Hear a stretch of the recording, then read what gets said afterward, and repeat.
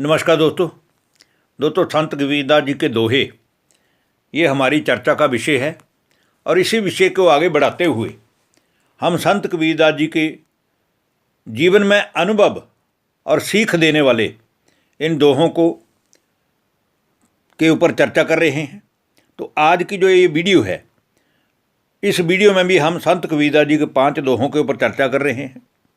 और ज्ञान का सार यूट्यूब चैनल में आप सभी का बहुत बहुत स्वागत है।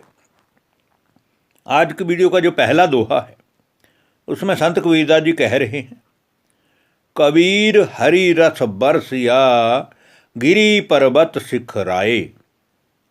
कबीर हरि रस बरसिया गिरी पर्वत सिखराए, नीर निवानु ठाहरै ना बै शापर डाए।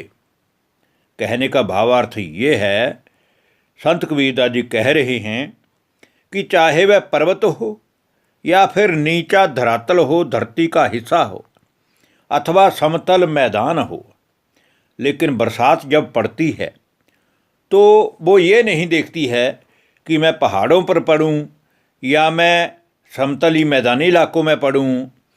वो तो बरसात बनकर हर स्थान पर समान रूप से ही होती है, किंतु उसका जो पानी है, जो गिरने वाला पानी है, वो हर स्थान पर नहीं ठहर सकता। जैसे पहाड़ है तो वो पहाड़ पर नहीं ठहर सकता, पहाड़ से वो नीचे निकलता हुआ नदियों और नालों में, गड्ढे और तालाबों में ही आकर के रुकता है। उसी तरह सच्चे सद्गुरु परमात्मा का ज्ञान भी है तो संसार के प्रत्येक प्राणी के लिए, किंतु जो सच्चाई की मार्ग पर चलने वाले हैं, जो सच्चे मन से परमात्मा को याद करने वाले हैं, जिनके मन में परमात्मा को पाने की जिज्ञासा है, उनके ही मन के अंदर ये सच्चा ज्ञान ग्रहण हो सकता है। अब आज की वीडियो का दूसरा दोहा, जिसमें संत कबीरदास जी कह रहे हैं, गुरु बिन माला फेरते गुरु बिन देते दान। गुरु बिन माला फेरते और गुरु बिन देते दान, गुरु बिन सब निष्फल गया पूछो वेद पुराण। अर्थात गुरु के बिना माला फेरना, पूजा पाठ करना और दान देना, ये सब व्यर्थ चला जाता है। लेकिन ये तब की बात है जब संत कबीरदास जी ने अपने अनुभवों से ये दोहे लिखे थे।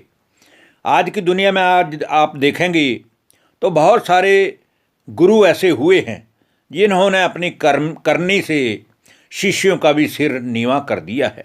इसलिए आज गुरुओं का गुरु सतगुरु परमात्मा जो इस सृष्टि मंच पर पाप मिटाने के लिए हाजिर हुआ है, सबसे पहले तो हमें उनको जानना है, पहचानना है, फिर हमें स्वयं को जानना है। और फिर जब स्वयं को जान लेंगे तो हमें वास्तव में पता चल जाएगा कि आज तक हम जो ये माला फेरते रहे, पूजा पाठ करते रहे और दान देते रहे, ये हमारा व्यर्थ क्यों चला गया। चाहे वेदों में, पुराणों में जितना मर्जी लिखा है परमात्मा के बारे में, लेकिन जब तक परमात्मा स्वयं आकर के हमें सच्चा ज्ञान प्राप्त ना कराए, तब तक हमें कोई भी लाभ जीवन में होता नहीं है। और अब की वीडियो का तीसरा दोहा है, जिसमें कहा गया है, क्यों नृप नारी निंदिए पनिहारी को मान। क्यों नृप नारी निंदिए पनिहारी को मान, बै मांग संभारे पीवहित नित बै सुमिरे राम। अर्थात राजाओं और महाराजाओं की, रानी की क्यों हमेशा निंदा होती है, और भगवान का भजन करने वाली नारी की क्यों हमेशा ही प्रशंसा होती है। ये एक चर्चा का विषय है, सोच विचार का विषय है। हमें इस पर जरा विचार करना चाहिए, क्योंकि उसका अर्थ ये है कि रानी तो केवल अपने पति राजा को प्रसन्न करने के लिए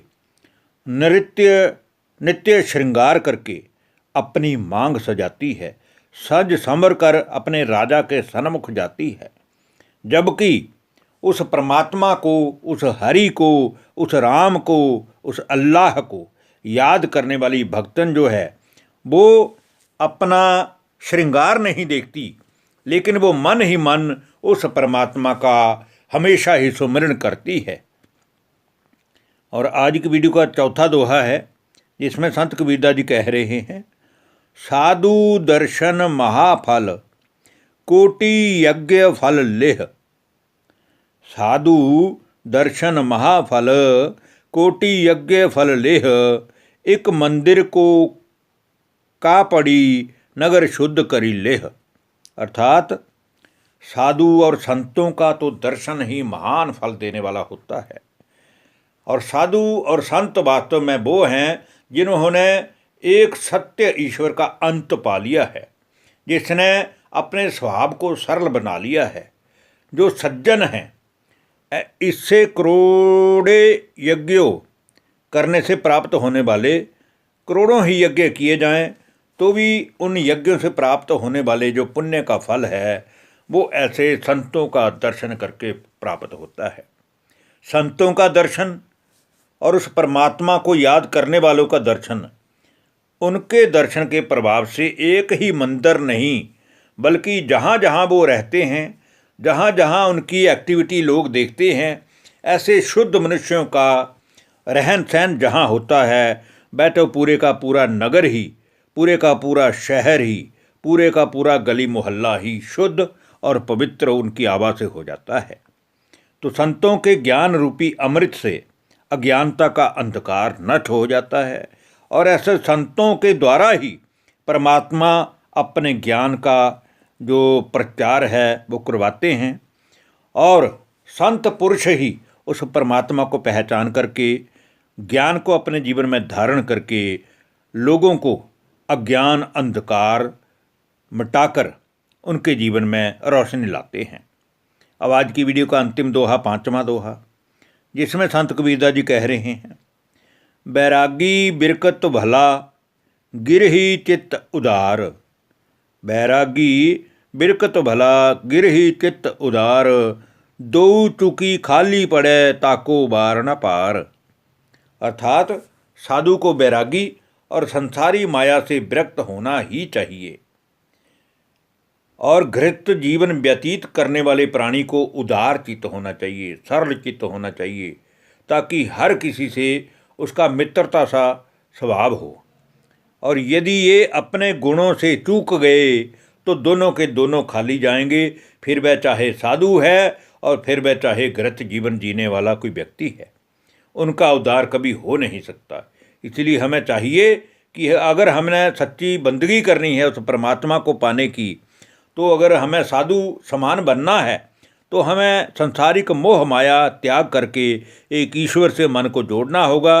और जो घृत में रहने वाले लोग हैं उनको बड़ा ही उदार चित्त हो करके उस ईश्वर को याद करना होगा, तभी हमारे कर्म भी श्रेष्ठ होंगे और हम हर किसी से दुआ प्राप्त कर सकेंगे और उस ईश्वर से अपने मन को जोड़ करके शक्तियाँ प्राप्त कर सकेंगे। धन्यवाद। नमस्कार दोस्तों।